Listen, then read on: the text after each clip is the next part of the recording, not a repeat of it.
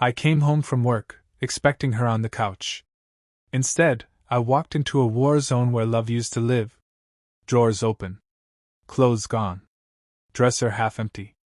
Even the wall art she begged me to hang, gone. The apartment was hollow. And she took the dog. Didn't even leave a damn leash behind. No note. No voicemail. Not even a sticky note on the fridge we picked out together. The only sign she'd ever been there was her hair in the shower drain and a missing $4,200 from our joint account. Her name was Madison Blake. 29. From Nebraska. Blue eyes. Laughed with her whole body. Called me baby, like she meant it. Moved in after 6 months because she said she felt safe with me. I introduced her to my dad. She held my hand at my aunt's funeral. She cried when I told her about my childhood. And I thought, this is it. This is her. But Madison didn't just leave. She vanished. She blocked my number, deleted every photo of us on social, even changed her Venmo name. To her, I wasn't a person. I was a phase. 2 weeks later, my buddy texts me a photo. She's in Tampa. Sitting on some guy's lap at a rooftop bar, wearing my hoodie. That's when it hit me, she didn't break up with me. She broke into my life, stole everything good, and then deleted me like bad Wi-Fi. I didn't even get a goodbye. Just silence. Like I was a Craigslist listing she regretted replying to. No closure. No why. That was the moment I realized, she never saw me as a partner. She saw me as a pit stop. And if you've ever been erased by someone you gave everything to, subscribe. Because this isn't just a story. It's what happens when men love without backup plans. And that's what I did. I loved her with both hands. No hesitation. No plan B. Because that's how I was raised. I'm Nathan Carter. 34. Born and raised in western Pennsylvania. My dad was a steelworker. My mom was a Sunday school teacher. We didn't have a lot growing up, but we had loyalty. And that meant everything. In my house, you didn't walk out when it got hard. You stayed. You worked through it. You protected what was yours. That's what I wanted, not just a woman, but a home with someone. Peace in a world that felt loud. A soft place to land. That's what I thought I found in Madison. We met at a coffee shop. She spilled her iced chai on my flannel. Laughed like she wasn't embarrassed. Said she liked guys who wore boots instead of Jordans. We talked for 4 hours that day. And from then on I saw her everywhere. In the way I brewed coffee. In the music I played. She didn't just enter my life, she made herself at home in it. I didn't fall in love fast. I fell in belief. She had this way of making you feel like you were chosen. Like out of the whole world, she picked you, and meant it. She kissed slow. Said thank you after dinner. Wrote handwritten notes, and tucked them in my work bag. Once, I came home exhausted and she had takeout ready, candles lit, music playing. She looked up at me and said, I just wanted to make tonight feel like you matter. I swear, in that moment, I thought God sent her. So I started building. Rearranged my apartment so she'd have her own drawer. Started saving more. Took on extra shifts. Skipped out on guy trips just to spend Sunday mornings in bed with her. She talked about kids. Asked if we should get a house in the next town over. Said she wanted to learn to make my mom's cornbread from scratch. And I thought, this is what forever feels like. People said we look solid. Said I was lucky. My little sister once told me, she's the kind of woman who'll never leave you. Funny how blind love makes you.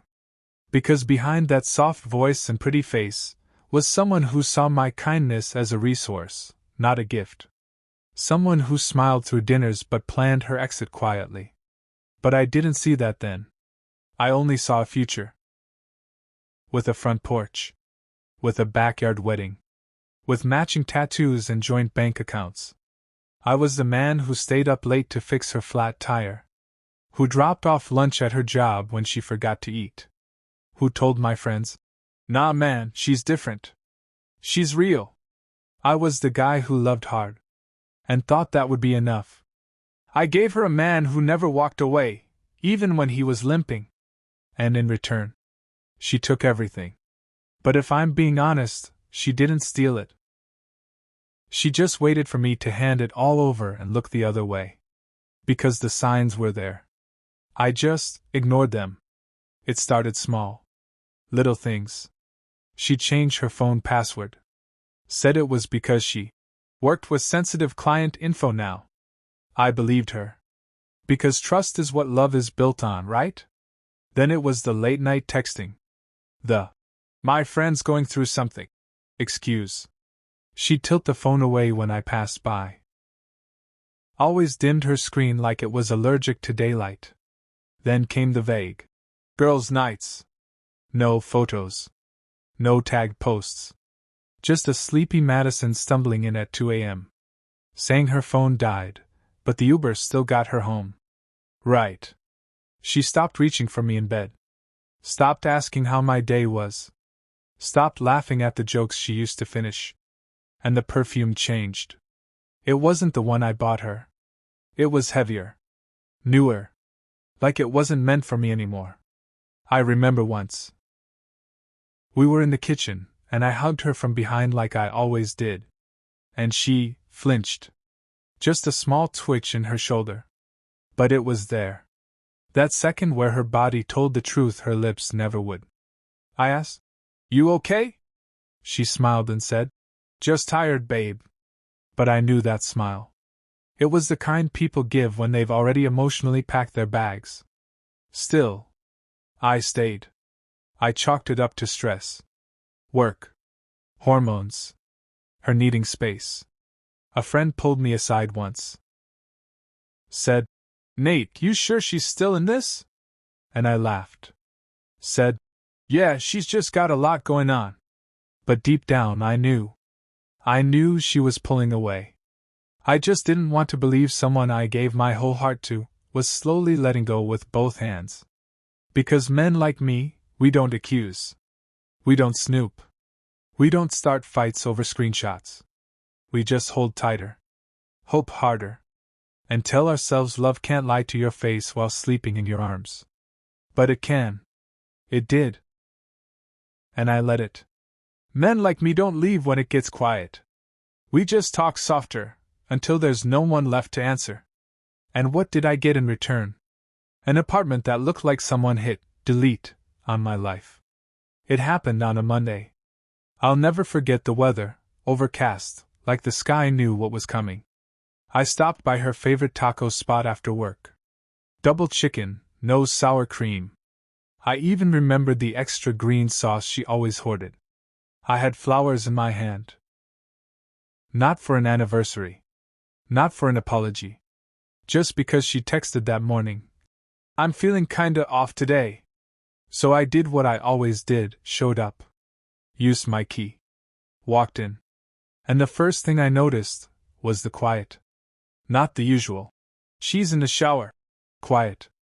This was the kind that felt final. Still. Cold. Abandoned. I called out, "Madison?" No answer. The living room was bare. Throw pillows gone. Curtains ripped down. The frame of our trip to Asheville, gone. Even the little rug she said tied the room together, rolled up and missing. I walked toward the bedroom and felt it in my gut before I saw it. The closet? Empty. Her side of the bed? Clean. Untouched. Drawers? Left wide open like a final insult. Nothing of hers remained, except a strand of hair on the pillow and the half-used bottle of shampoo I bought last week. But what gutted me, what tore something open in my chest, was the bathroom sink. My toothbrush. Snapped in two. Deliberately. Like she wanted to make sure I understood, this was no accident. She didn't just leave. She wanted to erase me. I rushed to my phone. Opened our shared banking app. Gone. $4,207.94. She drained it. Left 11 cents behind, like she was mocking me. I called. Straight to voicemail. Texted. Blue bubbles turned green. I opened Instagram, and she was gone. Blocked. Everything. Gone. I checked our Spotify. Logged out. Even the Netflix account, the one with my name on it, had a new profile photo and some guy named Ty, watching comedy specials. She didn't just leave. She ghosted me out of my own life. And that's when I sat down, on the floor, in that hollow apartment, flowers still in my hand, takeout still warm in the bag. Just sitting there like a fool with dinner for two and no one left to feed. I couldn't cry. I couldn't scream. All I could do was stare. Because the brain takes a minute to register that someone you loved just robbed you in broad daylight. 2 days passed before her best friend Jenna texted me. Hey, Madison asked me to tell you not to contact her. She's in a better place now. A better place? I was still sitting in the ruins of the one we built together. I opened our old texts. Scrolled. Read things I thought were real. You're my safe place. You make me believe in men again. If I ever lost you, I'd lose myself. She didn't lose me. She left me. And not with a whisper, but with a block list and a bag full of my receipts. The next week, my buddy Kyle sent me a screenshot. Said, "Yo bro, isn't this?" It was Madison. On a rooftop in Tampa. Sitting on some guy's lap. Wearing my hoodie. The one she used to say felt like home. She was smiling. Not guilty. Not nervous. Just glowing. Like she finally got promoted out of the mess that was me. That's when I laughed. Not the funny kind. The broken kind. The "what the hell just happened to my life?" kind. She didn't dump me. She disappeared like I never mattered, and wore my clothes into her next chapter. I sat in that apartment for 3 more weeks. Didn't touch a thing. Didn't watch TV. Didn't call friends. Didn't even tell my mom. Because how do you explain to people that the woman you loved, the one you let all the way in, treated your life like a hotel room and checked out without paying? No closure. No fight. Not even the decency to lie. I wasn't her heartbreak. I was her layover. And once her next flight arrived, she left. And I stayed. In that apartment that still smelled like her. Still had her fingerprints on the fridge. Still echoed her laugh when it was quiet enough. But the woman was gone. And all that was left was her absence, loud and sharp. I didn't touch the bed for a week. I slept on the couch with the TV off. Not because I was strong, but because I was scared the bed would remember her better than I did. I stopped answering calls. Didn't respond to texts. My friends thought I was busy. My family thought I was just tired. I was neither. I was empty. Every sound in that apartment became a reminder. The creak in the hallway she used to tiptoe through. The cabinet where she kept her favorite mug. The playlist she made for cleaning days, still auto-loaded on my phone. But there was no one to clean up the mess she left behind. Not the apartment. Not my bank account. Not the man in the mirror. I kept trying to make sense of it. Rereading texts. Replaying conversations. Going back to moments that once felt solid and asking myself, was she already planning to leave here? Was she pretending when she kissed me that night? Was she counting my money while I was counting on her? I tried to write her a letter. Started with, "I forgive you." Crossed it out. Wrote, "I still love you." Crossed that out too. Finally ended up with nothing but a blank page. Because what do you say to someone who treated your love like a lease? I didn't eat for 3 days straight. I stared at the same cold cup of coffee until the sun came up. I Googled, "How long does heartbreak last?" Like it was a medical condition. I even drove past her old job once. Not because I hoped to see her, but because I wanted to prove to myself I wouldn't get out of the car if I did. I didn't want her back. I just wanted the version of her that never existed to be real. I started dreaming about her. Not the romantic dreams. The kind where she walks in like nothing ever happened, and I just stand there, silent, pretending I'm okay with it. One night I sent her an email. Just a blank subject line. No message. I don't even know why. Maybe I wanted to remind her I was still breathing. Maybe I just wanted to feel like I was still allowed to try. But the truth? She never wrote back. And I never expected her to. Because people like Madison don't say sorry. They just change scenery. And men like me, we suffer quietly. I was her safety net. She was my free fall. And by the time I hit the ground, she was already laughing on someone else's balcony in my hoodie. I would have stayed broken. Honestly, I was prepared to. I was surviving on habit, brushing my teeth, checking the mail, reheating coffee I never drank. I wasn't healing. I was waiting. For what, I don't even know. An apology? A text that never came? Maybe just a sign that I mattered. But then it happened. The moment. The final crack. I was picking up a prescription at the CVS down the street. Just standing in line, hoodie up, eyes low. And that's when I heard her voice. Madison. Laughing. That same laugh she used to give me on Sunday mornings in bed. Except now, it was floating down aisle 7, attached to someone else's name. I froze. And then I looked up. She was in the skincare aisle, holding hands with some guy I'd never seen before. He was taller than me. Dressed louder. Flashy smile. The kind of man who lives fast and loves lighter. And she looked up, locked eyes with me, and smiled. Not the, "I'm sorry," kind. Not even the, "I didn't expect to see you" kind. It was the kind you give a stranger at the airport when they accidentally make eye contact. Polite. Distant. Forgettable. Then she looked away. Just like that. Walked past me without a flinch. Like I was an old classmate she couldn't place. Like the man who let her move in, fed her, loved her, bled for her, never existed. And that's when I knew. She wasn't grieving me. She was proud of what she got away with. It wasn't just the silence. It wasn't just the money. It wasn't just the blocks and deletes. It was that look. That small, smug, satisfied look that said, "I never planned to stay." I went home that night and took the last photo I had of us, printed, framed, smiling in front of the Grand Canyon. And dropped it in the trash without ceremony. No rage. No tears. Just a final decision. She wasn't my heartbreak anymore. She was my wake-up call. And once you wake up, you stop begging the dream to come back.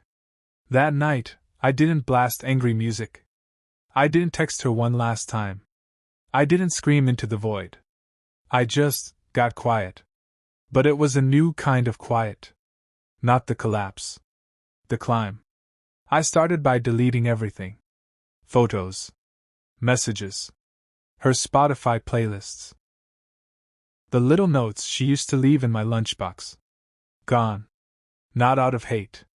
But because I finally understood, healing doesn't start when you forgive them, it starts when you stop needing to. I canceled the lease.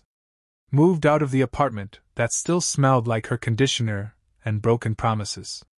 Rented a studio on the other side of town. Smaller. Simpler. But it was mine. Every corner was honest. Every drawer stayed shut unless I opened it. I changed my number. Blocked her. Not to spite her, but to unhook her shadow from my future. I started running. Just around the block at first. Then 2. Then 5. Not because I wanted abs. But because it was the first time my heart pounded without breaking. I picked up extra shifts. Not to distract myself, but to rebuild. To remember what it felt like to pour energy into something that didn't drain me. I started journaling. Not the poetic kind. Just raw, ugly truth. 1 page a day. You mattered. She didn't. Keep going. Therapy? Yeah. I was one of those guys who used to scoff at it. But there's something about sitting in front of a stranger and saying out loud, "She took everything and made me feel like I was nothing." That cracks open a door you didn't even know was there. I stopped checking her socials. Stopped asking friends if they'd seen her. Stopped wondering if she missed me. Because the truth is, she probably didn't. And that has to be okay. Not because I'm over it. But because I finally understand that being chosen by someone who doesn't value you is not a blessing, it's a trap. The hoodie she stole? Let her keep it. The money? Let her spend it. I'm not trying to get anything back from her. Because the best revenge is not rebuilding what she broke. It's building something so solid, she never had the tools to destroy it in the first place. I bought a new coffee maker. A cheap one. But it brews just for me. I hung up new pictures. Not of places we went. But of places I want to go. Alone, or with someone who means it next time. I even adopted a dog. A rescue, just like me. She thought she left me broken. What she left was a man who finally met himself. Not the man I was when she moved in. Not the man she blocked when she left. This man doesn't chase closure. He is closure. He doesn't beg for love. He gives it to himself first. That's what Madison taught me. Not with kindness. Not with wisdom. But with blood. Because make no mistake, that's what betrayal is. It's not a breakup. It's a quiet kind of violence. The kind that doesn't leave bruises, just beliefs that bleed every time someone gets close again. But I learned that trust is sacred. You don't hand it out like party favors just because someone smiles nice and says, "Forever." You watch. You listen. You wait. Because love isn't a vibe. It's consistency. And if someone can't love you when you're tired, broke, or quiet, they don't love you. They love the version of you that's easiest to use. I learned that gut feelings are not paranoia. They're alarms. And the worst mistake I made was hitting snooze every time mine went off.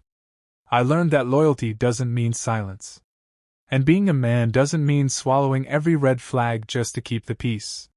I learned that "I love you" means nothing if their actions say, "I'll leave the second I get bored." But most of all, I learned this: you don't have to hate them to move on. You just have to stop lying to yourself that they were ever really for you. I don't hate Madison. She did what she came to do. Took what she needed. Left when the gas ran out. She was a lesson. Not a loss.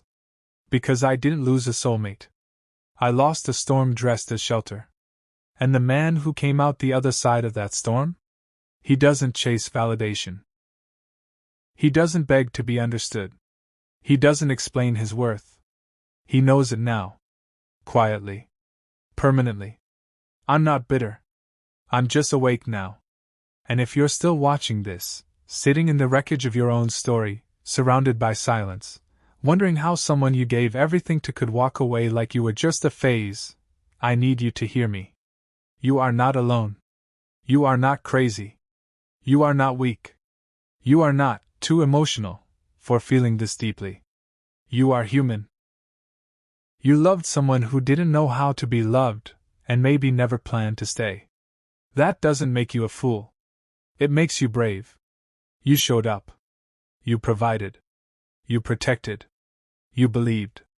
And now you're bleeding. But you won't always be. One day, you'll wake up and the ache in your chest will be quieter. The weight will still be there, but it won't be crushing. And her name will stop sounding like a question you need an answer to. You'll stop checking your phone. You'll start checking in with yourself instead. You'll grow stronger. Not louder. Not meaner. Just stronger. Because you were never the weak one in the story. You were just the one who loved real in a world that plays pretend. So if you're still breathing, if her goodbye is still stuck in your throat, type "I survived" in the comments. Tell your story. Say it out loud. Because silence is where they win, but honesty? That's where we heal. And if no one's told you lately, You're going to be okay, brother. Not the same, but stronger.